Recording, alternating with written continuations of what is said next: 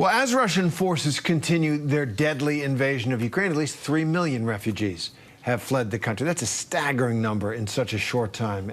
We know, however, in times like this, during a crisis like this, people do step up. And the country of Ireland, home of my grandparents and all kinds of relatives, has pledged to provide shelter for Ukrainians in need. And the Irish Red Cross says nearly 20,000 people have offered housing to fleeing Ukrainians so far, walking the walk, not just talking the talk. So let's talk to Liam O'Dwyer. He's the Secretary General for the Irish Red Cross. Joins me now, and happy St. Patrick's Day, Liam. Thank you. Thank you very much indeed. It's a gorgeous day here.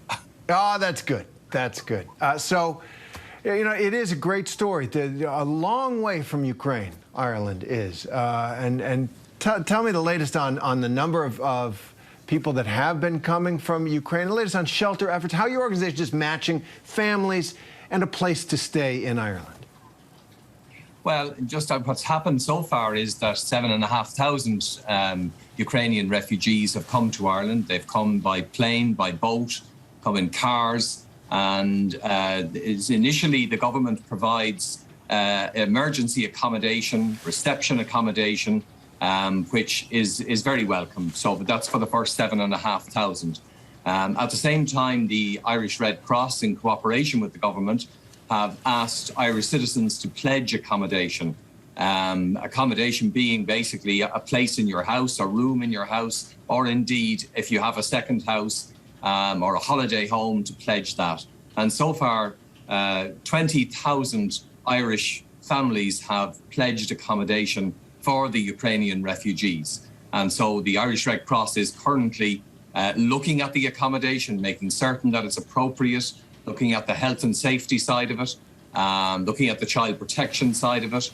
30% of the houses are standalone houses, and the other 70% are shared accommodation where people are bringing refugees into their own family home.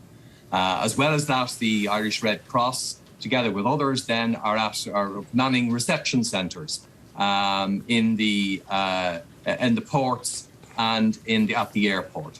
So it's a tremendous response. And then, as well as that, I suppose the Irish Red Cross launched an appeal for cash, so that we could send cash over to the Red Cross in Ukraine, the Red Cross in Poland, and Slovakia, etc., on the borders. And for such a small country as ours, with 5 million people, 20 million has already been donated for the Red Cross in Ukraine. I think it's just great. It makes me proud of my heritage, Liam. But I want to ask you why. Why do you think so many Irish people are willing to help, to open their homes or to find space or to reach into their pockets to help? I think there's an empathy here for what the Ukrainian people are going through. There's a large Ukrainian community already here in Ireland, and I think that linkage, people see that linkage and experience it, and they really feel for people who have had to leave their homes and move to other countries. And remember, I suppose so many Irish people over the years have had to do that, because of the famine, because of unemployment. People had to leave. And so I think Irish people are very sensitive to that and have a great empathy in relation to the plight of people that have to move like the Ukrainian people do. And it's largely, ironically enough, it's largely women and children, because most of the men are there really to stay and they're part of defending their country. But it's the women and children who are moving here. And I remember my own grandmother telling me about when people left via ship at the docks. Yes. It was like a funeral because they didn't think they'd see them again. And I want to just ask about your own background in this kind of work. Why do you do it, and what does it mean for people to get involved in this kind of work in any way they can?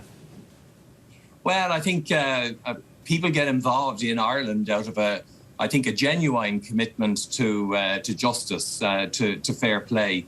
And so that's why people really make a commitment to an organisation like the Red Cross. They want to make a difference. They want to make a difference in relation to the provision of first aid. They want to make a difference in terms of, particularly that we've projects in the prison system, enabling prisoners take control of their lives, and then working with refugees, because again of that affinity that Irish people would have with refugees. So for me, it's a huge honour, to be quite frank with you, to work with an organisation like this. Well, I think St. Patrick, whose holiday is celebrated in all kinds of ways, would be proud of the generosity and of the goodwill of the people of Ireland and all those across the world who are helping. Liam O'Dwyer, thanks very much. Thank you very much.